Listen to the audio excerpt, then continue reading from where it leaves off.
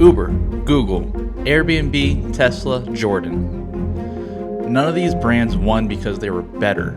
They won because they invented the game. Most brands fight for market share.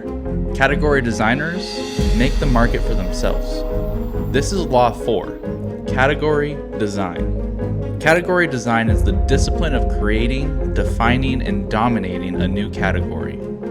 That way you don't compete, you lead.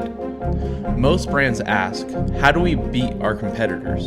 Category designers ask a completely different question. Why are we competing at all? They don't try to stand out in a crowded space. They create a new mental bucket and then become the default inside of that bucket. That is God mode in marketing. The market doesn't reward the best product. It rewards first mind share.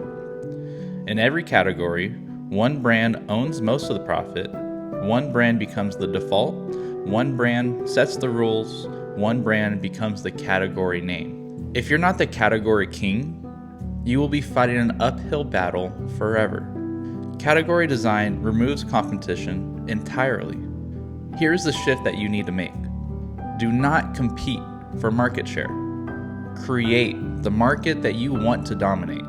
Category design is not adding features, outpricing competitors, differentiating, standing out among similar brands.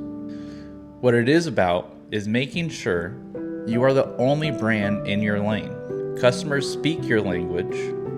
Your ideas feel original and uncopyable. Category kings don't say, here's a better product. They say, you've been solving the wrong problem. Uber equals taxis aren't the problem, access is. Airbnb, hotels aren't the problem, belonging is. Dollar Shave Club, razors aren't expensive, the system is. Liquid Death, water isn't boring, branding is. Reframe the problem and you can control the conversation. If you don't name the category, it doesn't exist.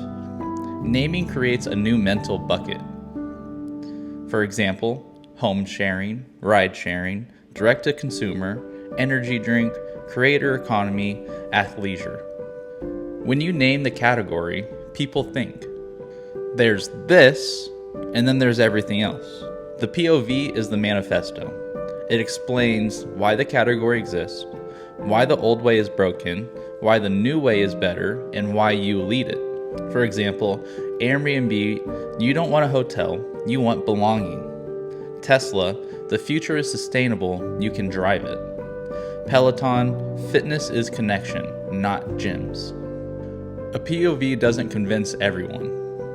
It rallies believers.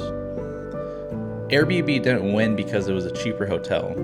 It won because it wasn't a hotel at all.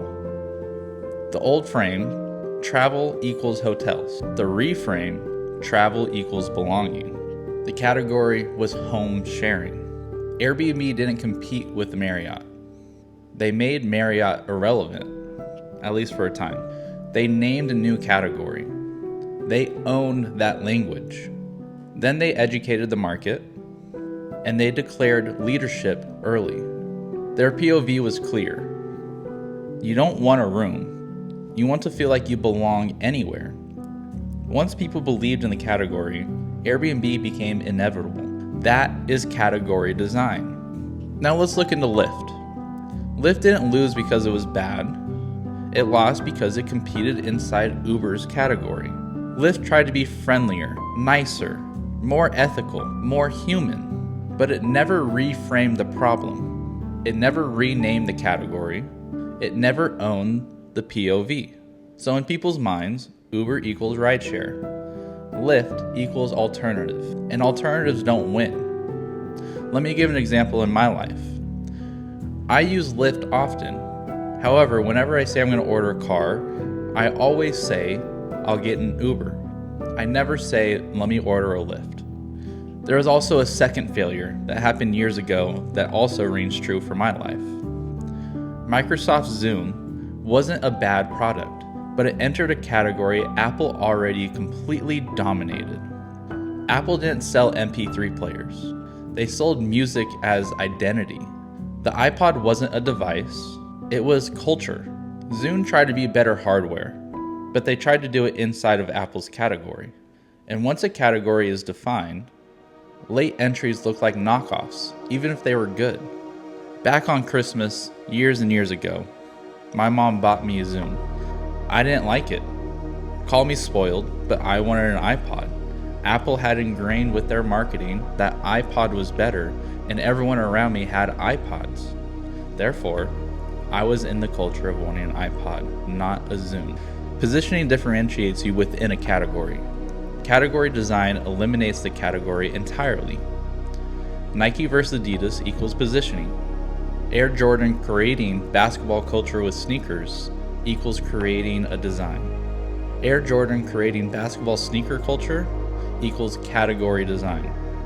Both matter, but category design is the most powerful move in marketing if you can make it happen. You've designed a category when 1. The old world feels outdated. 2. The new world feels inevitable. 3. You've named the category. And 4. Your brand is the face of it. 5. The language shifts around you. 6. Your POV becomes belief. 7. Copycats look like followers, and you look like the leader. If all 7 are true, you're no longer competing. You are leading. So let's recap. Law 1 is who you are. Law 2 is your story. Law 3 is culture. Law 4 is how you escape competition entirely. And Law 5, that's when we get into the psychology of marketing. Why people choose what they choose. And we'll see you there.